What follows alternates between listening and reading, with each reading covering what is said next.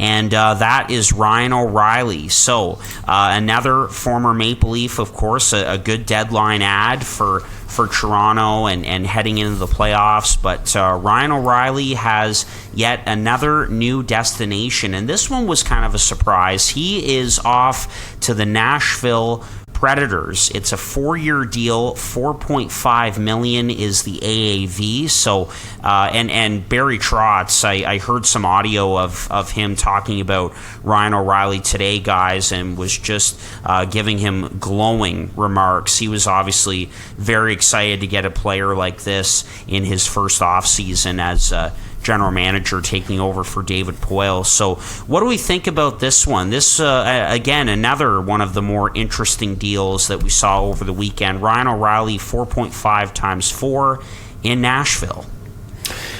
I think that if you look at this signing in a vacuum, it could be a B+, A- type signing. But I can't. I have to look at this combined with Matt Duchene and what happened there. And when you look at that, how much of an improvement is Ryan O'Reilly over Matt Duchene? Not much. Not ridiculous, especially if you look 2 years ago. Matt Duchene was fucking phenomenal.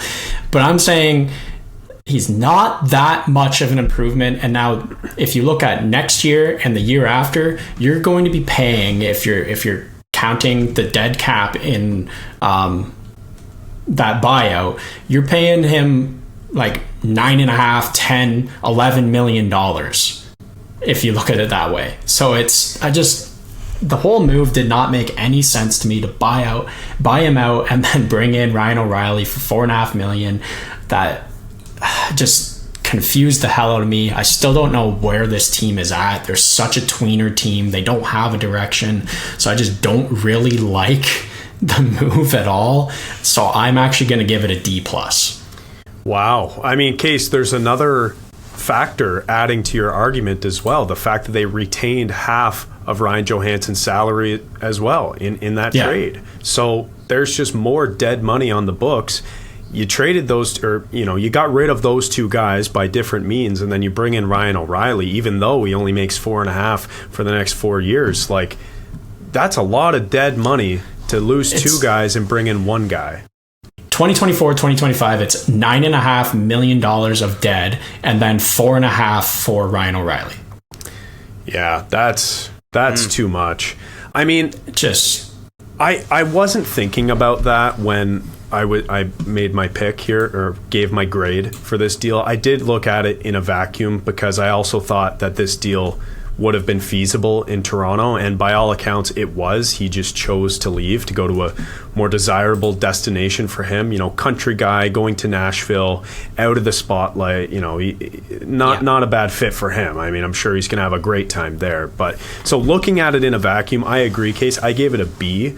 But you're right. Like, when you consider those factors, that's just insanity. I mean, you're paying the dead cap on the buyout, the dead cap in retained salary, and ROR 4.5.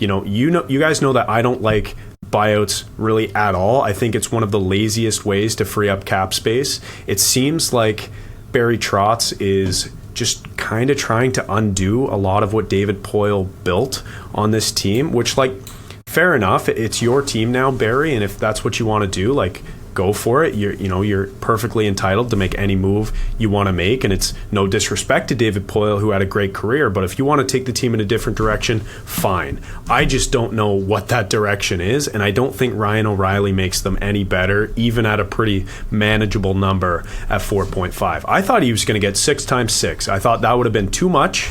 He was not worth 6 times 6, but I thought someone would give him that much money. And who knows, maybe that offer was out there somewhere else and he wanted to go to Nashville, or even maybe like $5 million or something. Maybe 6 is too crazy. But in a vacuum, I like the deal, considering all the factors and the direction of this team. God knows what direction that even is. It can't be any higher than a D+.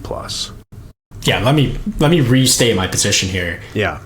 The signing itself, if you just got Ryan O'Reilly for 4 years at $4.5 million, that's great. That's a B+ plus in my books all day. Yep. But with all of it combined, I just think this makes no sense at all. Yeah, no, that's totally fair. And again, this was one of the more surprising deals and one of the more interesting deals from over the weekend, to me at least. It's clear that Trotz wanted to change up the mix in Nashville. They had a great run that 2017 season, but since then it just hasn't been the same. And so, getting out Duchesne and Johansson, the way that they're changing the mix there, it's very similar to what Billy Guerin has been doing in Minnesota. Not sure if you guys mentioned that comparison or not, but clearly they have a lot of faith in Cody Glass to be their second line center and give him a bigger opportunity. And he did have a nice little breakout season last year. Right? He was close to 40 points and they extended him for 2 years. So clearly they believe in him. He's got O'Reilly there to help him. And so, yeah, looking at this deal in a vacuum, it's a pretty good one.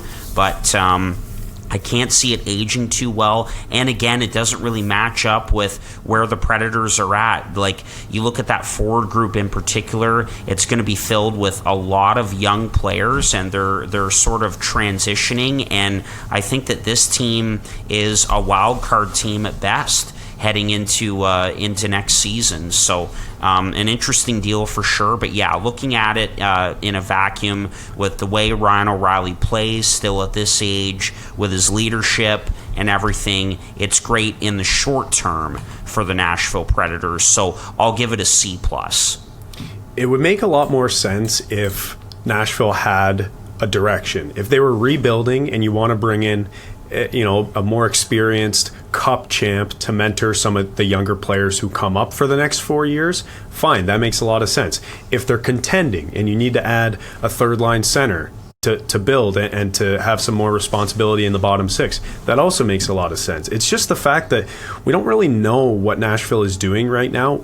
I think that they think they can compete right now, and that's just not the case. I think if you ask a lot of people around the league, they're going to tell you, like, that team is just straight up not good enough. I chuckled a little bit, Harp, when you mentioned the 2017 year.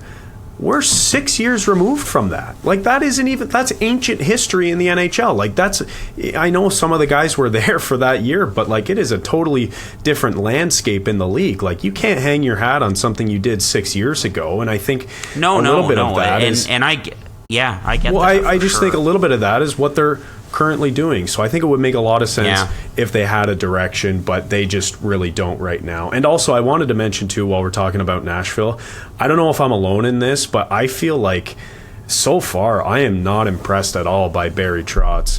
The buyout, like we mentioned, the trade retaining half, having no direction, even the signing, like, good in a vacuum but no direction with the team, and the offer to get the 5th overall pick from Montreal, trading Yaroslav Askarov, the 14th and the 24th pick. Like, that is just, I wish they did that. It would have been a lot of fun, but I just didn't agree with that at all. I can't believe Montreal said no.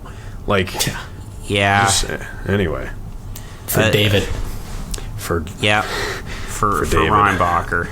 Yeah. No, David ... Anyway. Oh, poor Carey Price. With that, but yeah, I mean, and Askarov, like, he's, just as a side note, like, he may be one of the best goaltenders not in the NHL right now, and is still very young. So interesting times ahead for Nashville now under Barry Trotz and the team that, of course, just hosted the NHL draft. Man, I tell you, just as another side note, like, we should have a weekend or a week in Nashville. That's for sure. I think that's something that we all need to do. That's for sure.